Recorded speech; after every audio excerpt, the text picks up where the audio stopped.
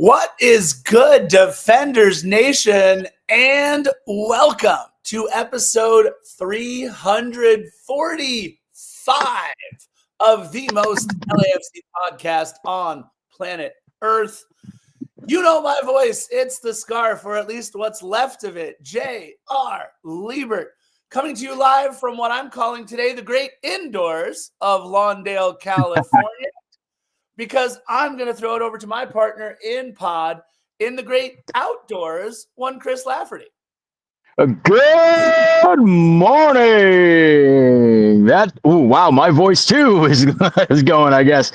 Yes, welcome to the great outdoors. If we're the greatest podcast on earth, I might as well go outside in the world.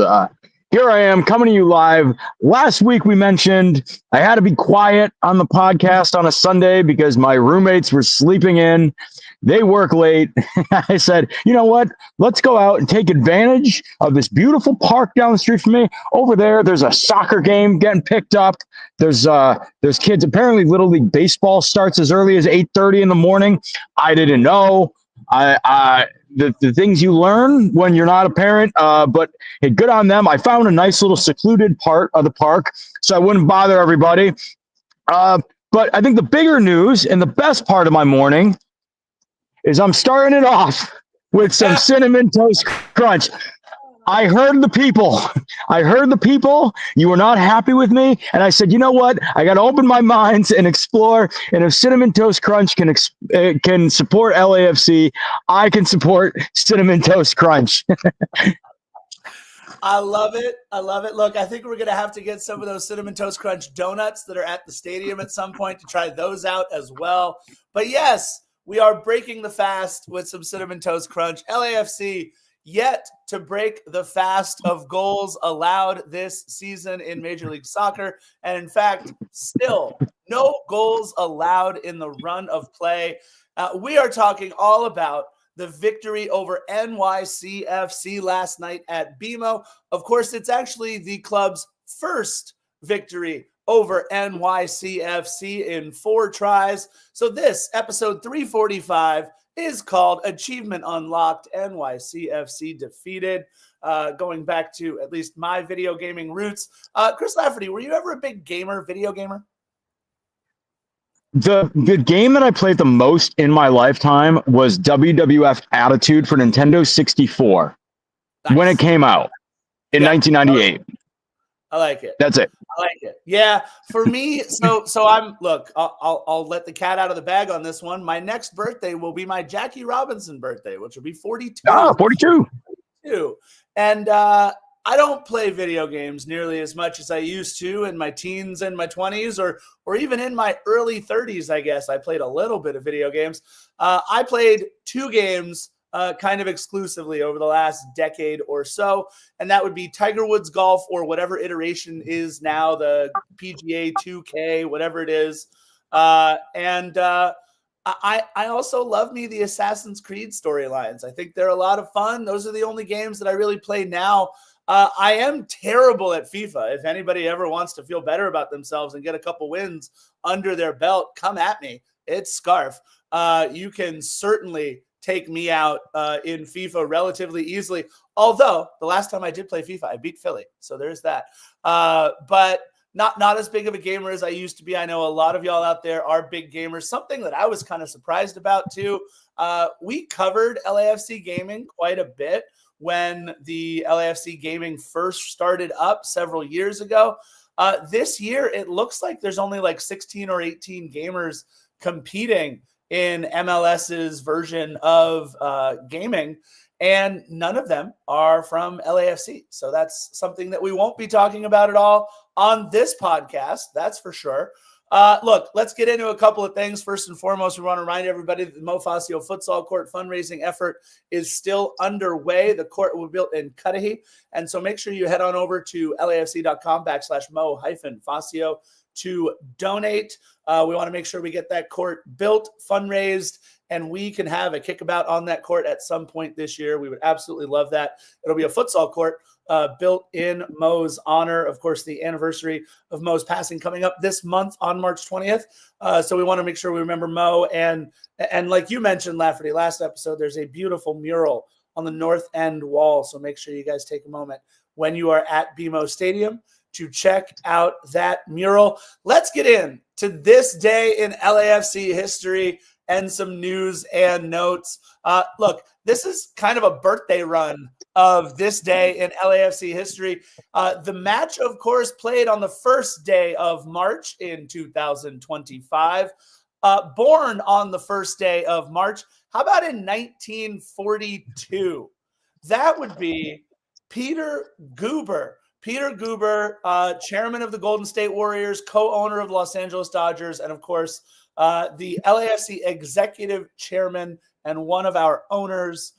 He is absolutely an integral part of everything that we do at LAFC, and his ownership experience is off the charts, obviously, with Golden State and Los Angeles Dodgers.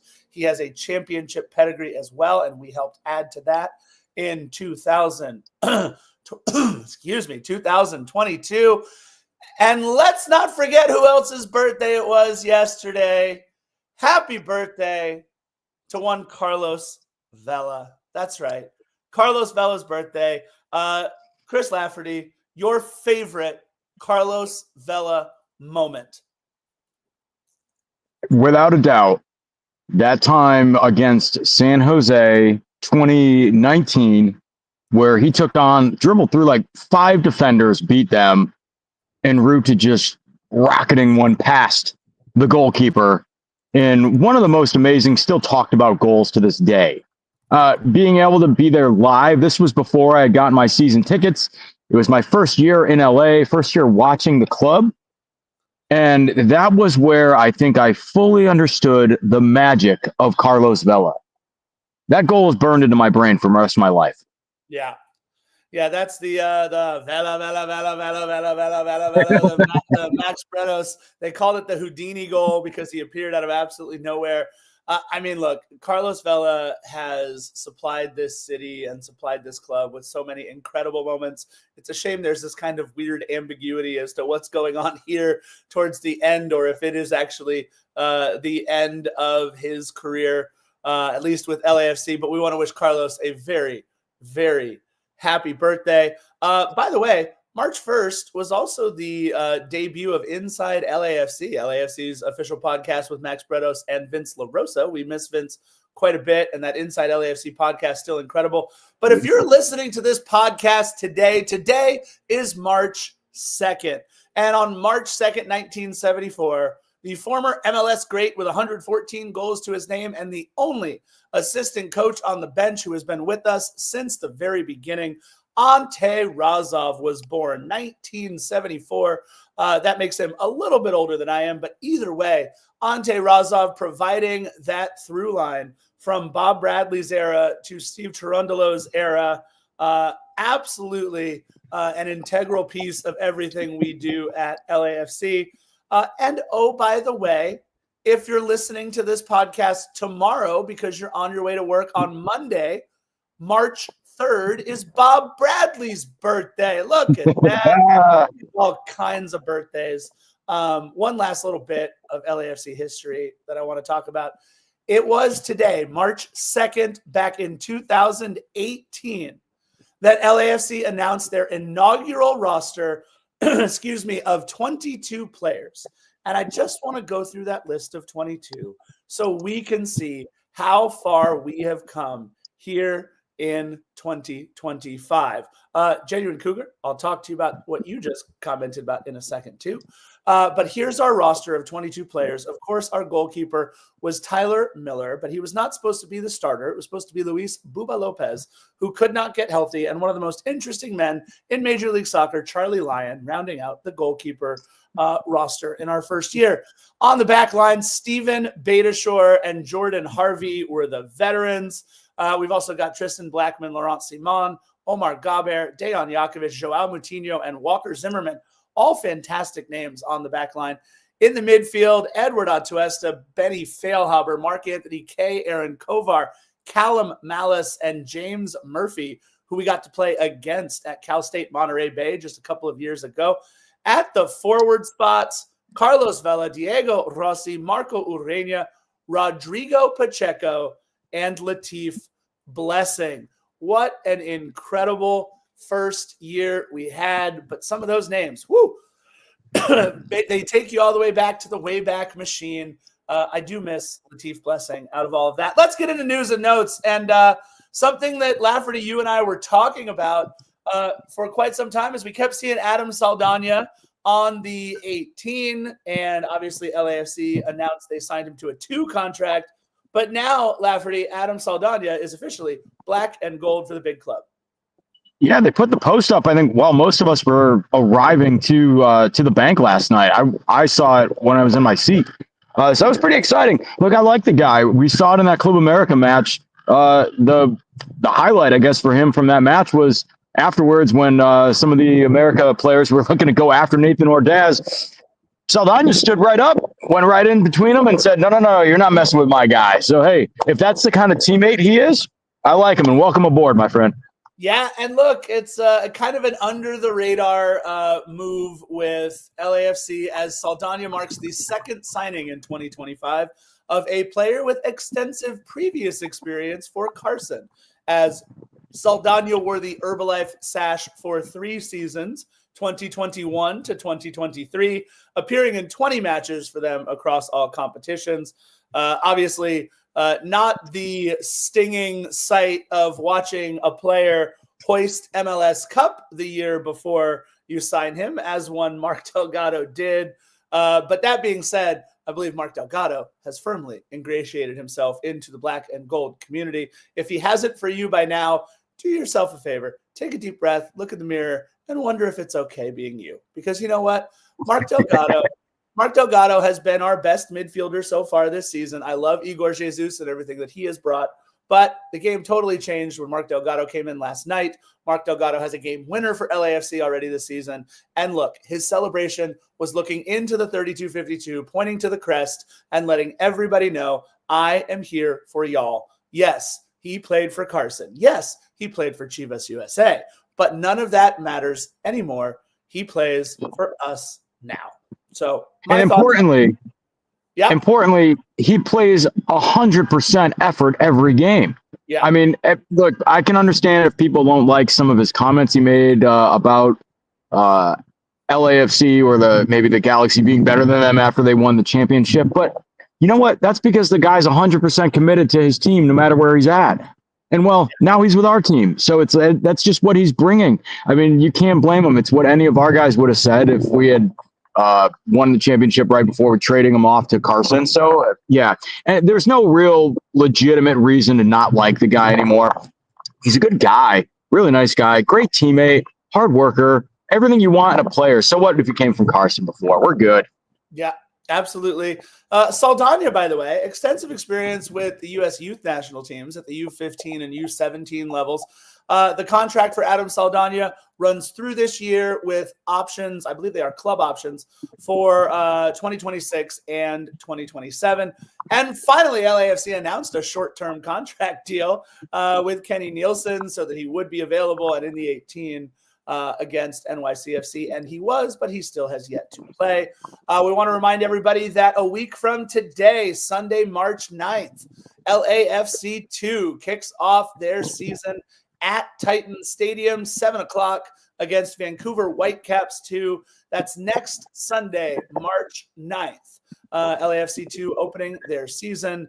And again, as a reminder, for all your Angel City needs, be sure to listen to Angel City Chicks and to follow at Angel City Chicks on all your social media platforms. There was an Angel City tie-in to this match. It was Women's Empowerment Night at BMO Stadium.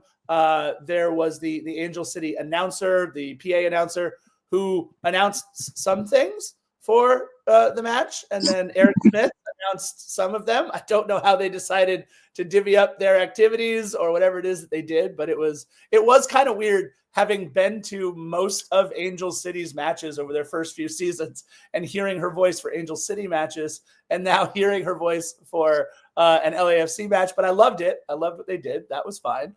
I love the uncertainty of not knowing who was going to say what when. Just like at any moment, any announcement can come from either one of them. I liked it. Yeah, it seemed like they let Eric Smith do all the goals and some of the other stuff, but some of the interstitial announcements went to her. I wish I knew her name. I got to find out her name. That's my fault. That's bad intel. That's bad research on my part. And of course, the honorary Falconers, Katie Zalem and Madison Hammond of Angel City. But before all that, something happened out onto the field, and we want to make sure our boy King Lachero is here in the chat.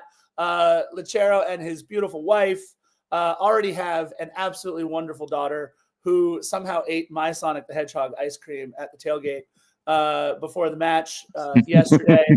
But they got a little help from Ryan Hollingshead before the team got a little help from Ryan Hollingshead in announcing the gender reveal of their baby. And it's going to be a baby boy. So we want to give a huge shout out and congratulations to the entire King Lachero family. They obviously knew they were having a second child, but now they know it'll be a boy with a little help from Ryan Hollingshead. So congratulations to them. We love you guys. They're a member of Cuervos, and they've been our next door neighbors for tailgates for forever, and an extremely wonderful family and group of people over there. So Lachero, congratulations on a baby boy. Congratulations, Lachero. I was really happy for them to see that too. What a beautiful moment. And shout out to Jimmy and the club for helping out with that. But yes. Also, Lachero, I think before you get your Philly 316 t-shirt, I think Philly owes you a celebratory shot and a beer for the big announcement. So we'll get you one early and before that shirt comes in. Jason Ariano, LAFC Punk, says Heather Jordan is the PA announcer at Angel City FC. Thank you to LAFC Punk for that one. Appreciate you and appreciate all of you guys in the chat. Again, it is Sunday morning. It is not even 10 o'clock yet. And we want to say thank you. However you access Defenders of the Bank on any of your social media platforms, if you're watching us on YouTube, if you're listening to us on any of your podcast platforms, thank you. Thank you. Thank you. Please make sure to give us a follow at Defenders of the Bank on most of your social media platforms and at Defend the Bank. And always that's bank with a C on Twitter or X. Let's get into the match because this Texas Soccer Net wants to go where he should eat for brunch. There's lots of good places in Santa Monica. I don't know where you're at. If you're near the stadium, there's all kinds of fun spots. Bakari has a bunch of different locations all around LA. So BACARI. You can check out those, started by a buddy of mine who I went to high school with, Danny Cronfleet. And also, if you could, I think Chris Lafferty would be okay with you heading over to the park with Lafferty and sharing some Cinnamon Toast Crunch. I got a whole box, so come on over, man. I got a bench. I got a picnic table here. Hey, more the merrier.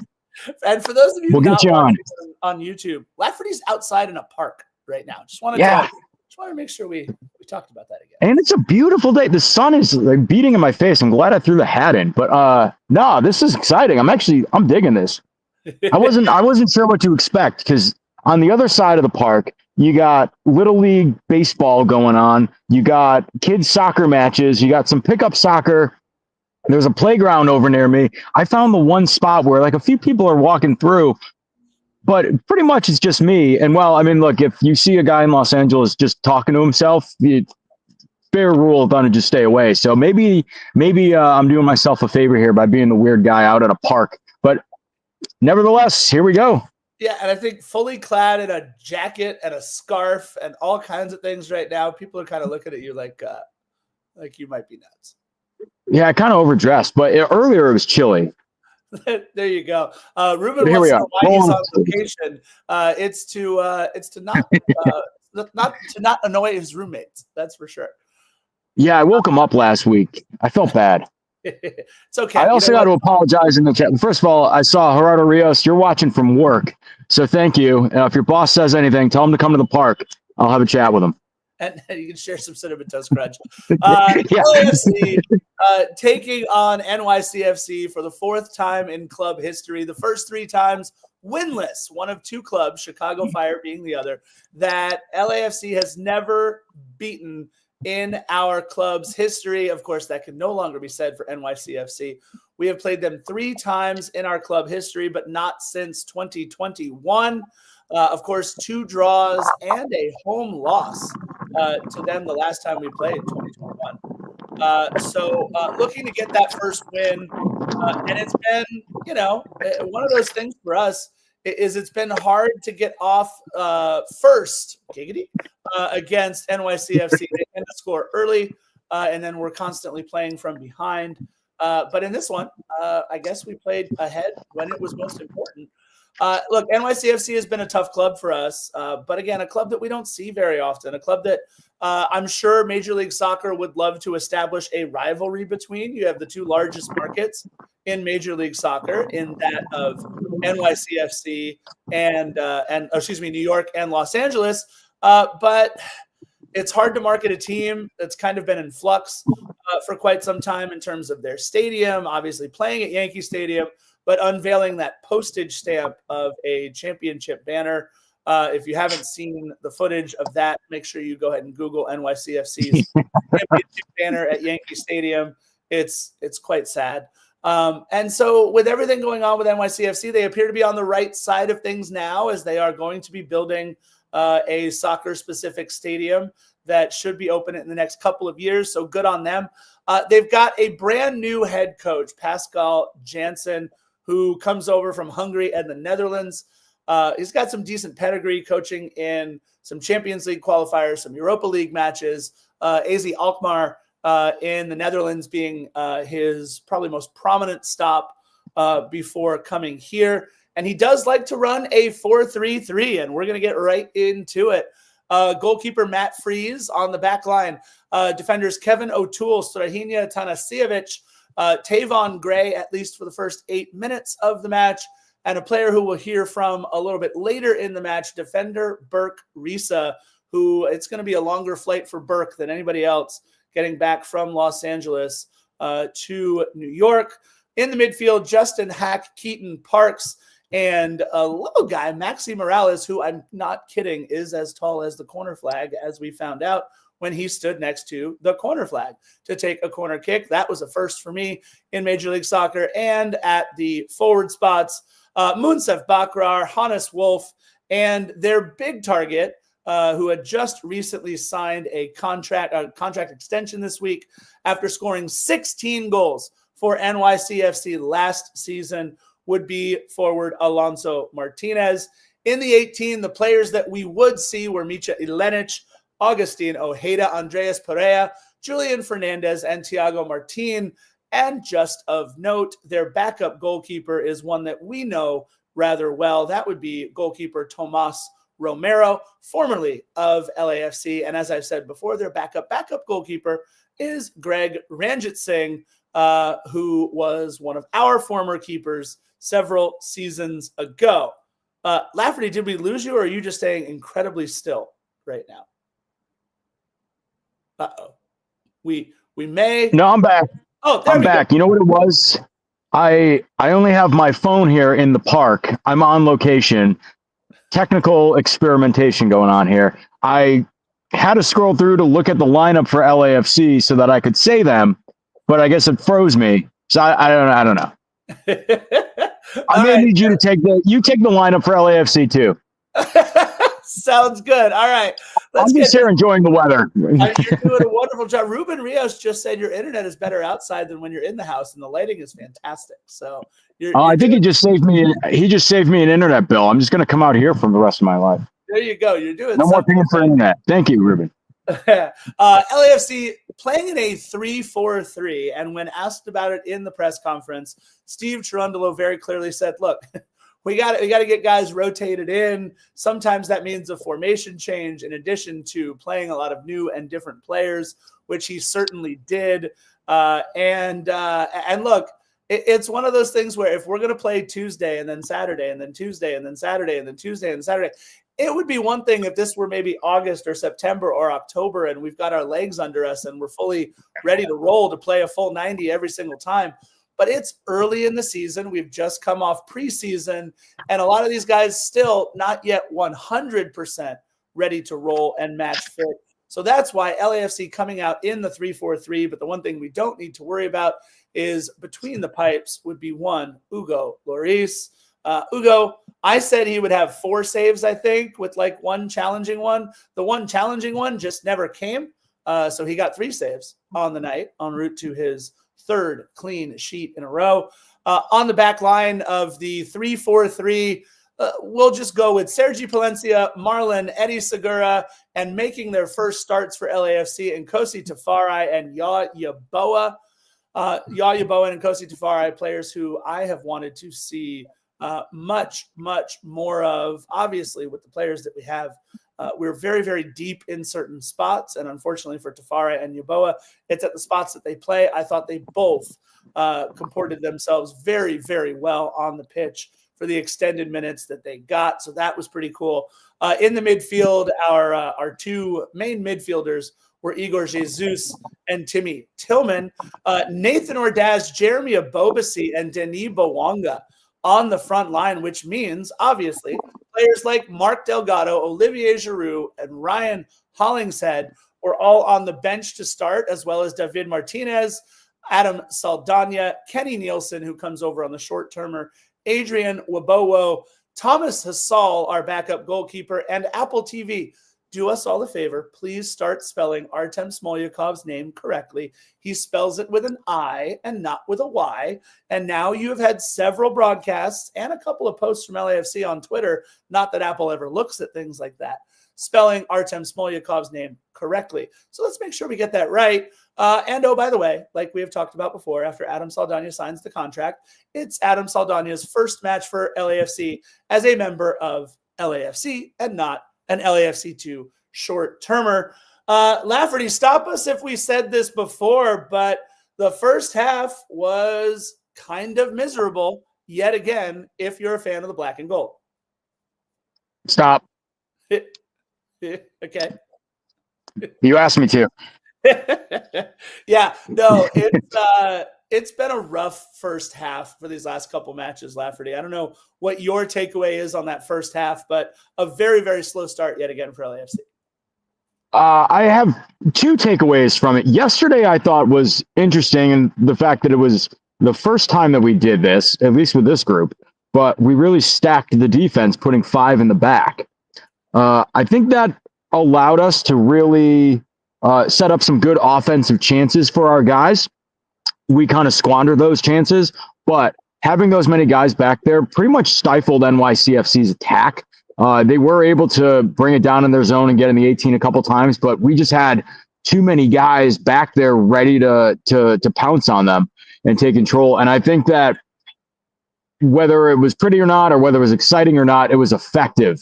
And our defense stood tall and stopped NYCFC with everything that they had. So it wasn't pretty, it wasn't exciting, it wasn't fun necessarily in the first half. There were a lot of things that were kind of frustrating about it.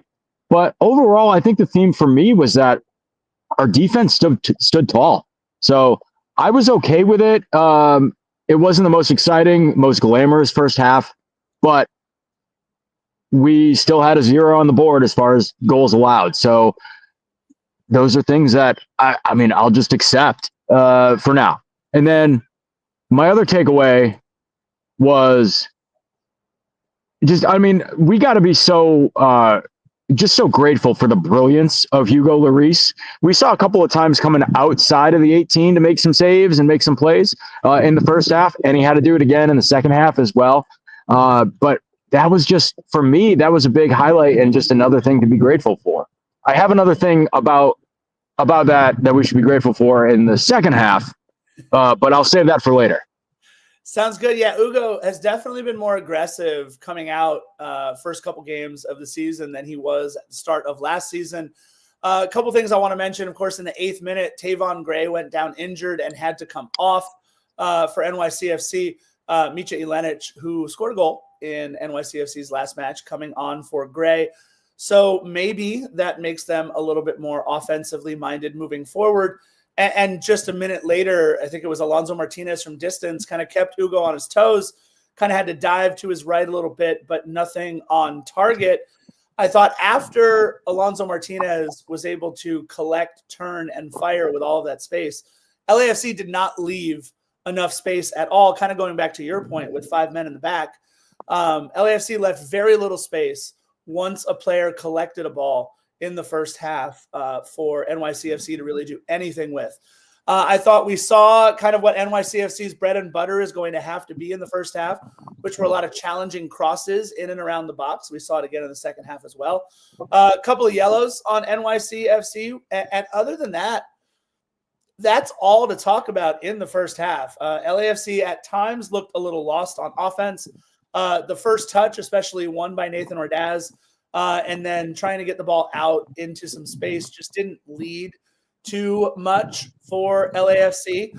We didn't really look super comfortable offensively in that new formation. And I thought, one of my thoughts at halftime was, this really looks like a match where we're kind of missing Marky Delgado and what he brings to the midfield.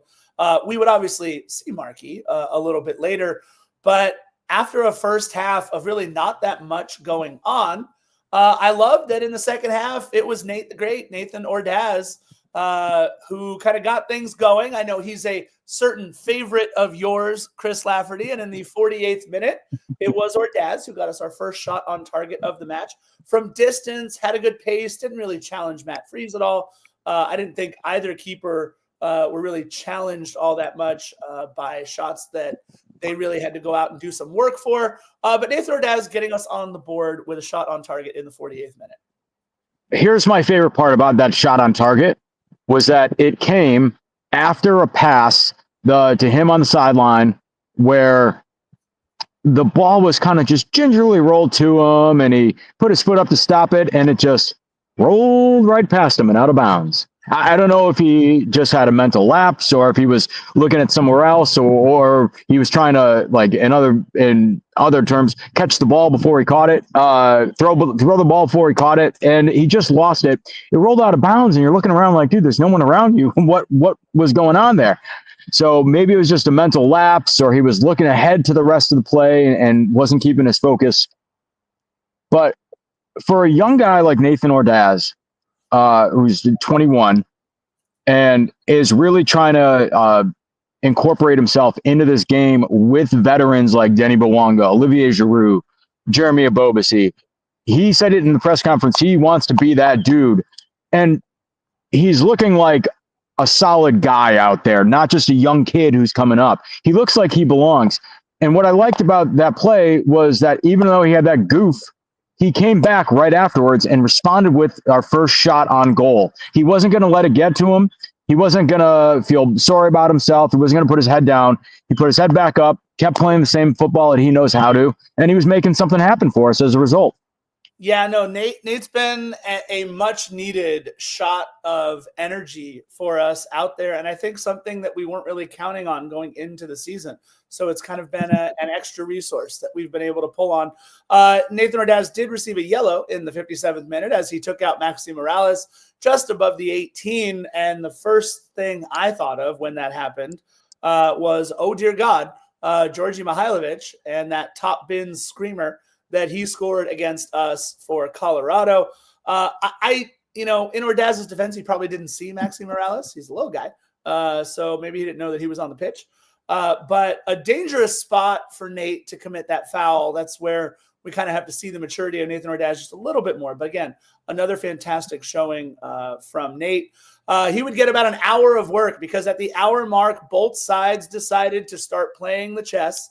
And it was Agustin Ojeda coming on for Mounsef Bakrar and Andreas Perea on for Maxi Morales. And I thought once NYCFC took Maxi Morales, who is 38 years old, I believe, and on, what is probably the last contract that he's going to play for NYCFC. The guy's been around since David Villa and Andrea Pirlo were at NYCFC. Maxi Morales, they just couldn't possess the ball nearly as well once they took Maxi Morales out of that game at the hour mark, I thought that maybe Coach Pascal Jansen could have left Maxi on a little bit more to help NYCFC get possession. But we're an LAFC podcast, so I was very happy to see Maxi Morales come off the pitch.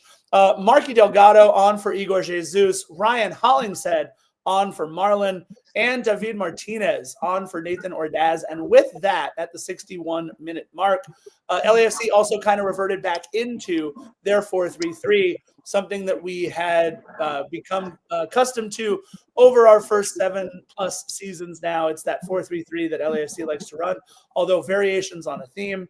As Bob Bradley used to run a full speed ahead 4-3-3, and now what we are seeing is the Serie A version of 4-3-3 run by Steve Cherundolo, where you're trying to grind out these 1-0 wins at least early on. And I really thought, Lafferty, that after that 61-minute mark, LAFC makes the subs, and now we're able to kind of get the engine going a little bit more on the attack. Yeah, I was a little concerned when Jesus got sub off, because I really liked the game that he played.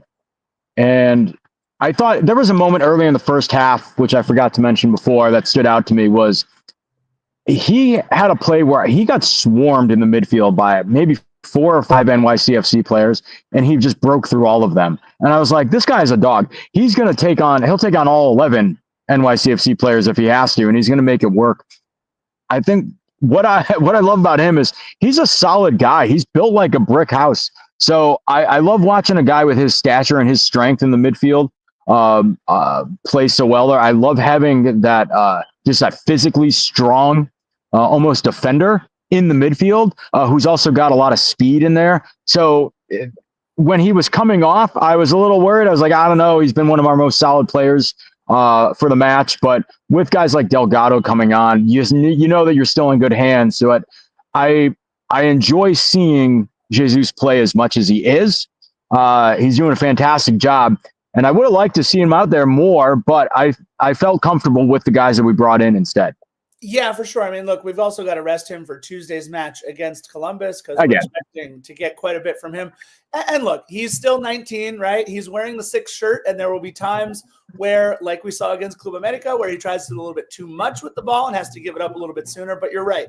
It's his want to have the ball at his feet to try and create and distribute. That is really great to see, especially out of the young 19-year-old. We had a nice moment from Denis Bouanga in the 68th minute from that left-hand side as he kind of peppered one off of Matt Freese's hand.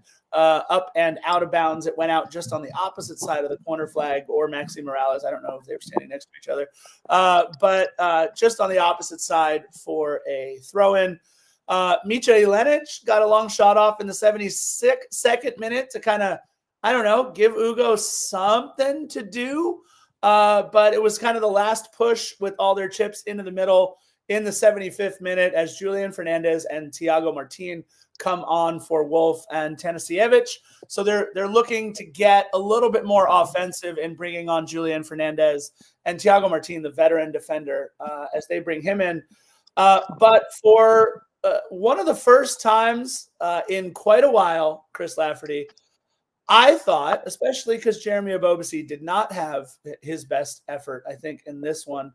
When I saw Olivier Giroud take off the practice penny and head out in the 77th minute, I thought, you know what?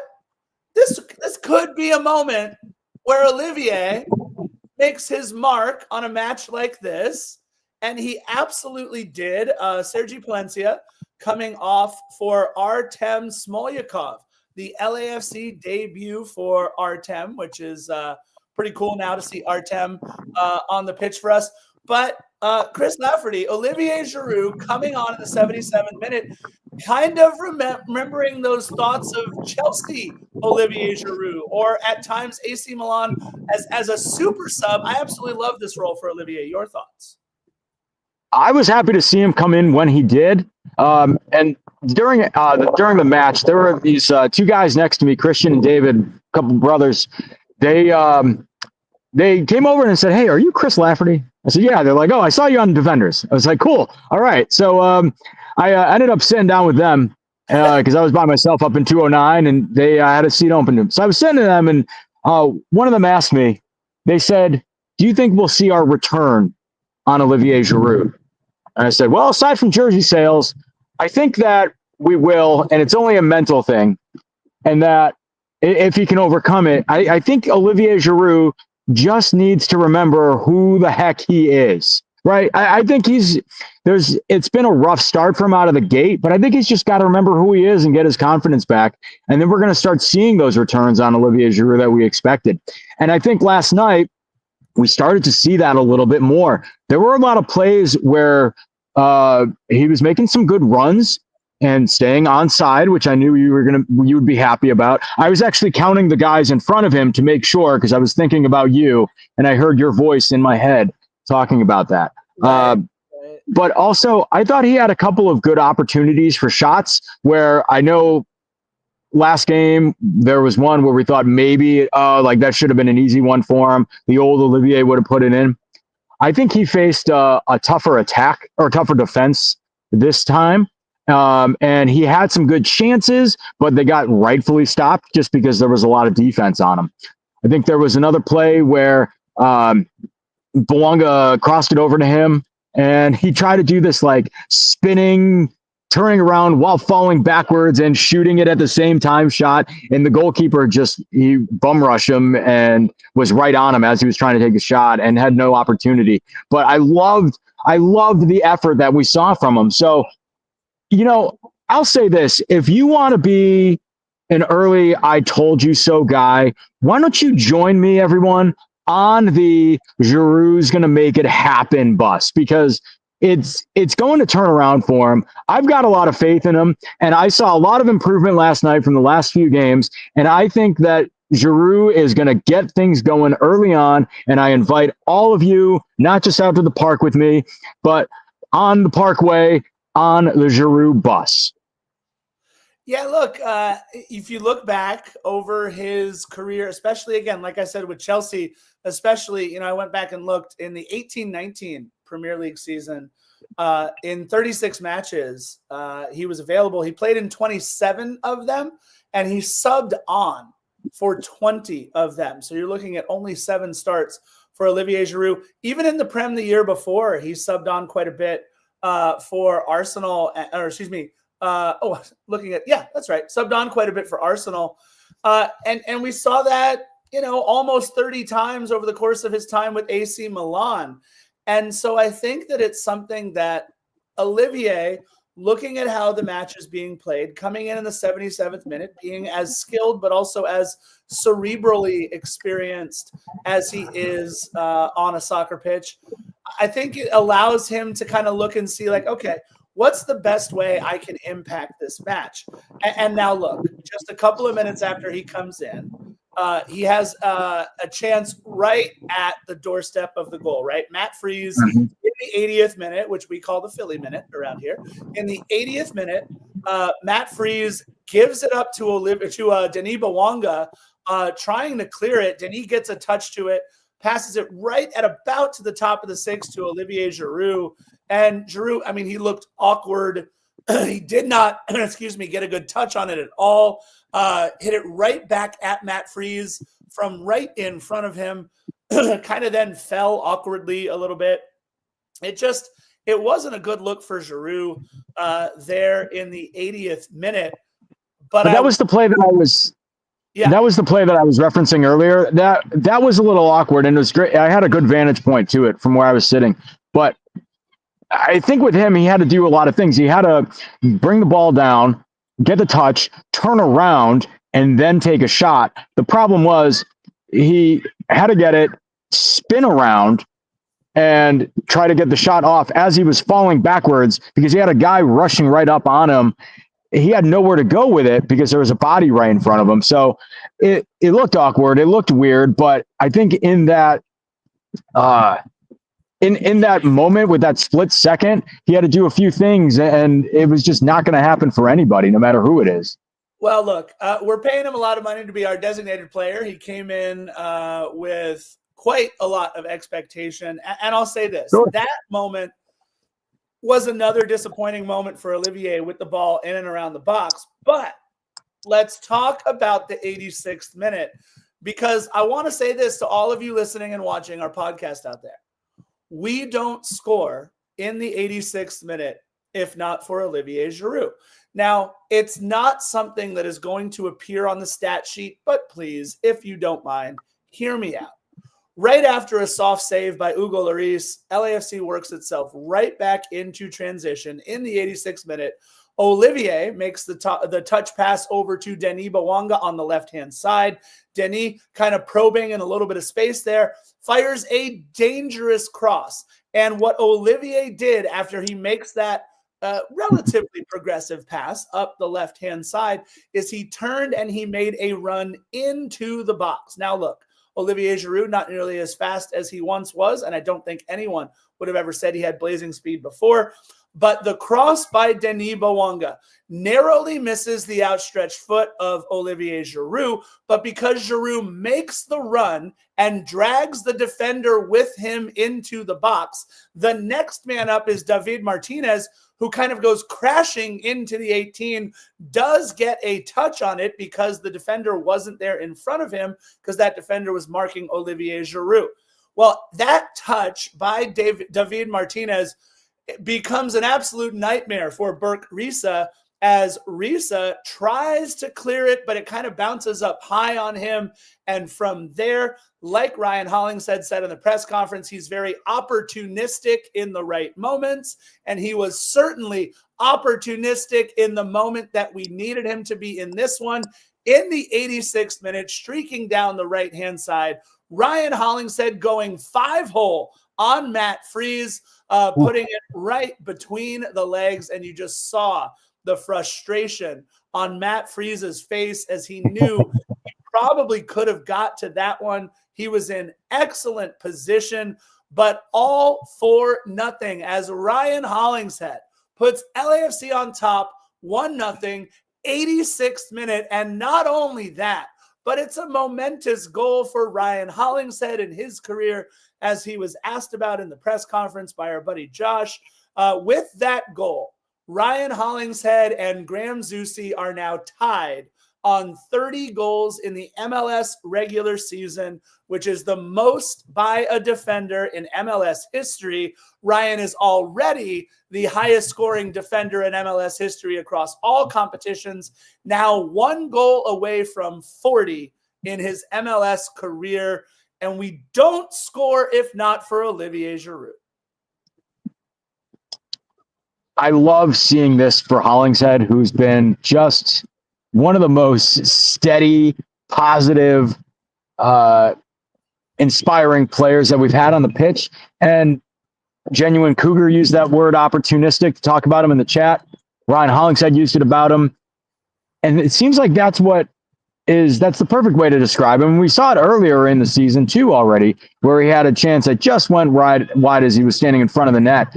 But man, it just seems like Ryan's right where he needs to be at the exact moment that he needs to be there.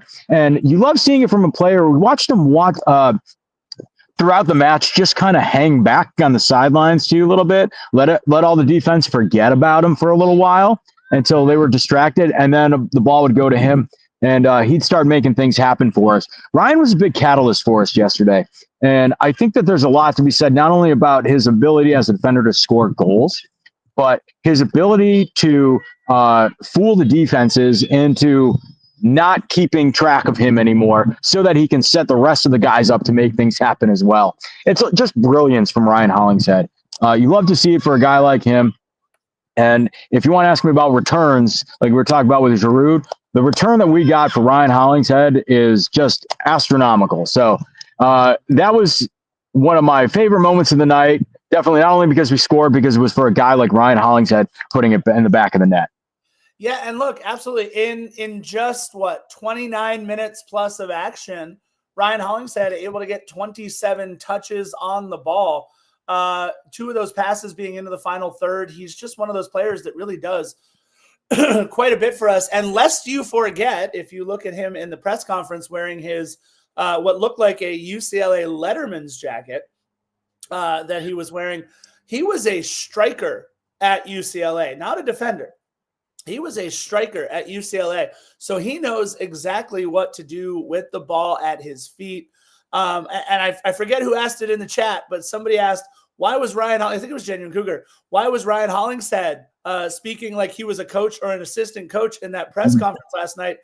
Welcome to what he should absolutely be doing at some point in his career. Or, by the way, take over for some of these guys in the analyst role, play-by-play with Apple. I mean, I can't think of a better guy to have doing this than Ryan Hollingshead. Incredibly well-spoken, but also just his insight into the game and how much he cares about particular people. I go back to a question that I asked Ryan Hollingshead last year in a press conference about the emergence of Sergi Palencia. And I know I've told this story on other episodes, but before he got into Sergi Palencia's performance on the pitch, he spent 5 or 6 minutes talking about Sergi Palencia as a human, Sergi Palencia's effort in practice, despite getting very little sleep because he had a newborn baby at home.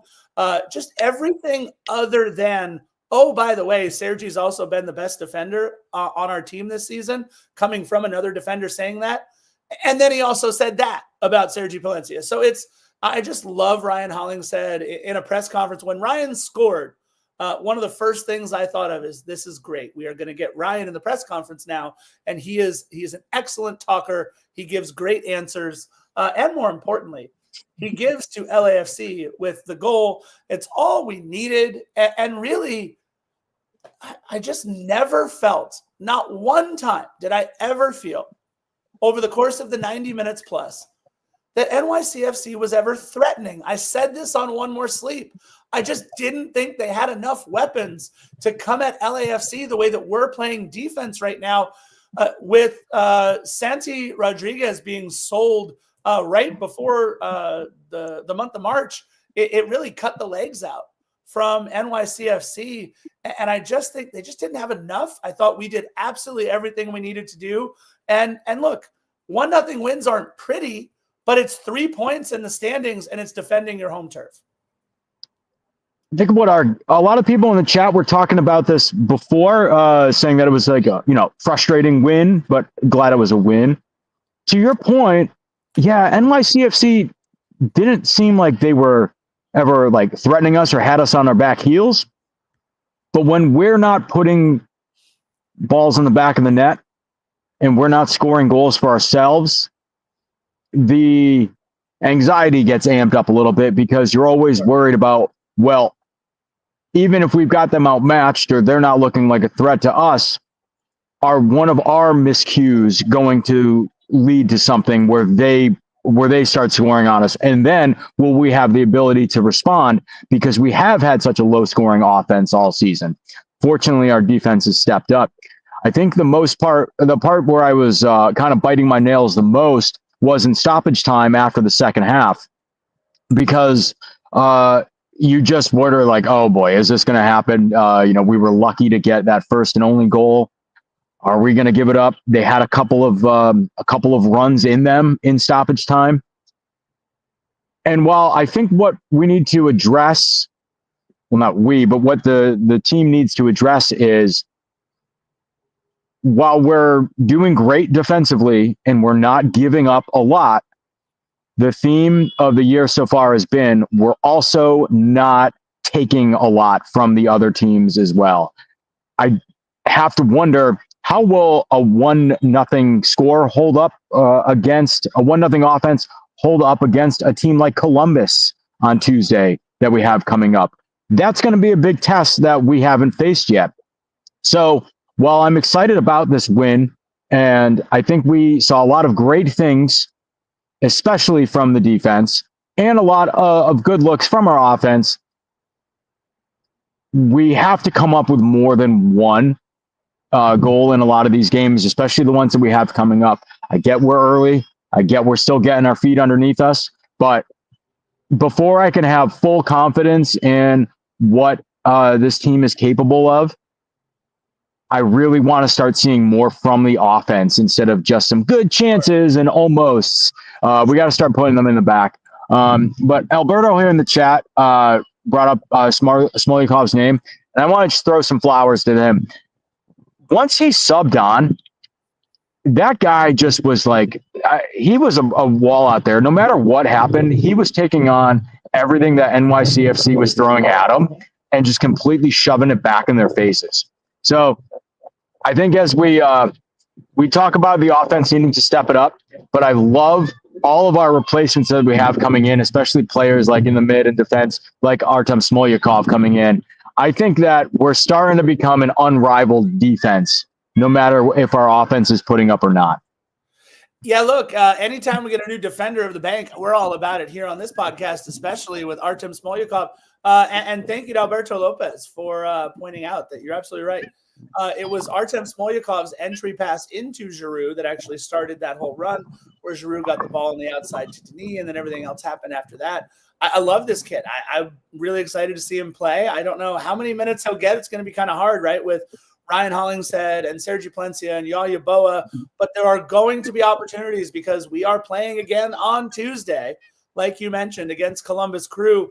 A couple of things to remember. We are now 4 matches into our season, 2 of them obviously being Champions Cup and 2 MLS.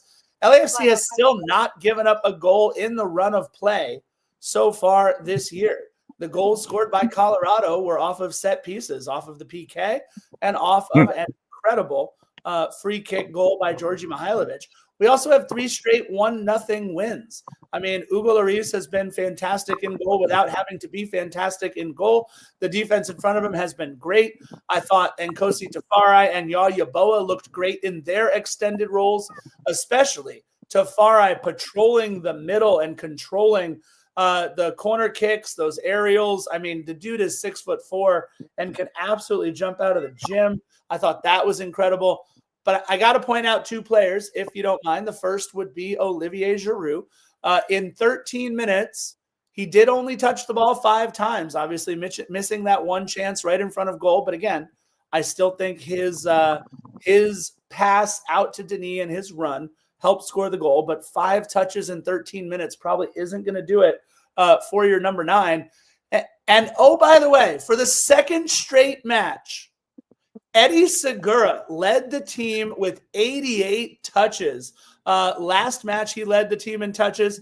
Last match, he passed it at 93% on 60 passes.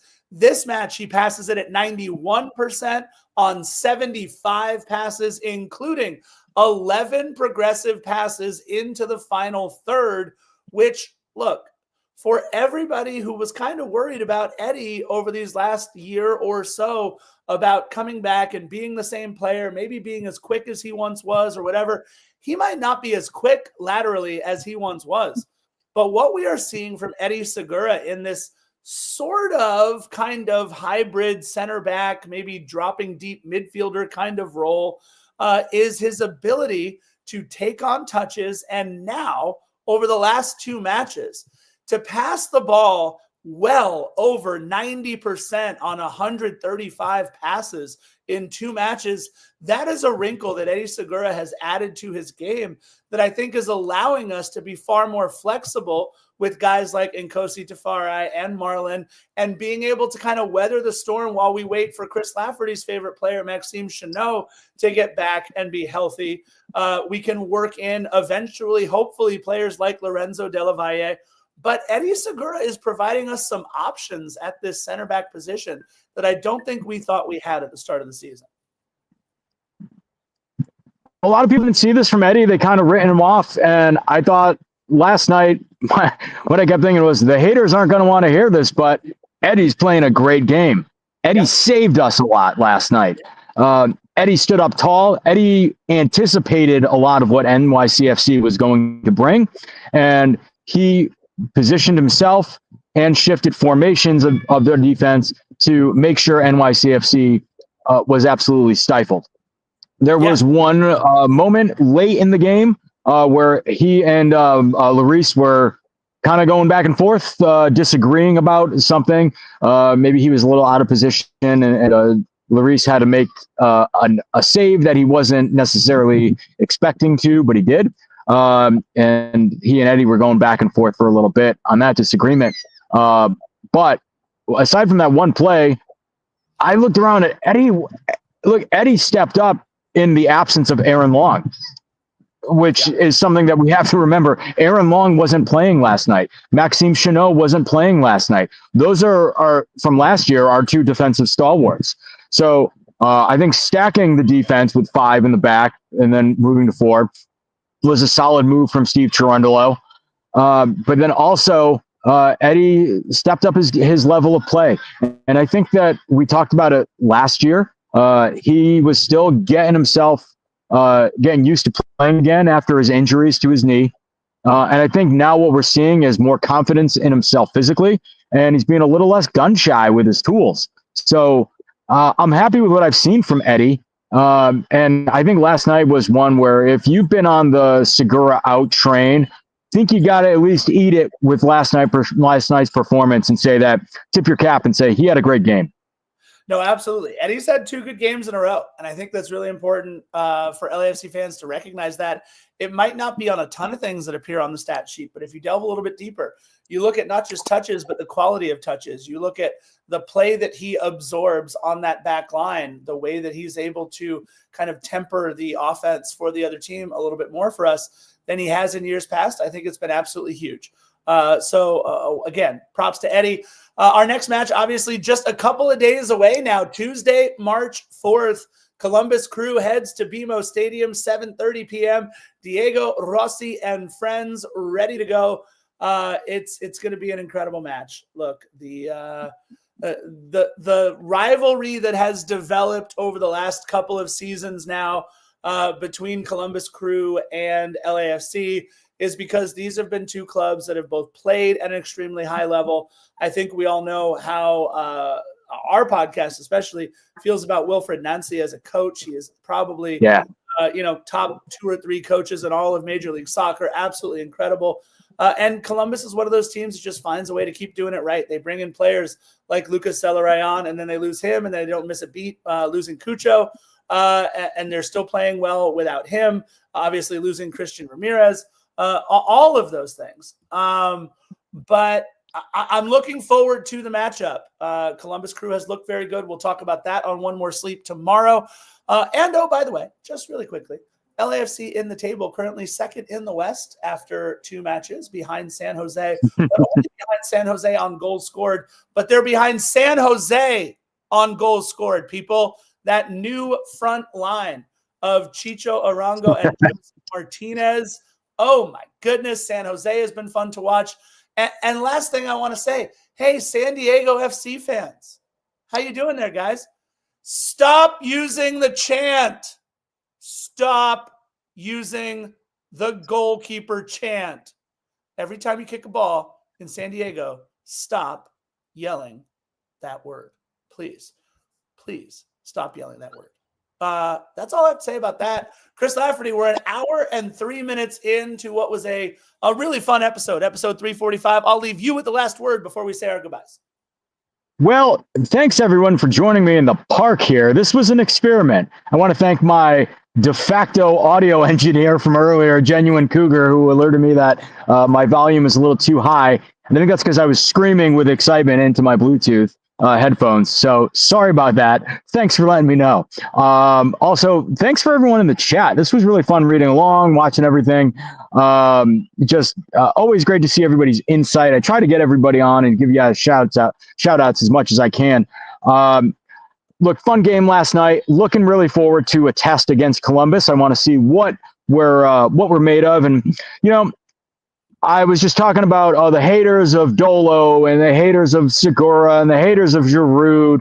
Well, look, I understand. I don't get on anyone's case about not liking any of those guys or saying things like Dolo out, even though I vehemently disagree with those sentiments. I know that everybody says it because they're passionate about LAFC and they want LAFC to be the very best at all times.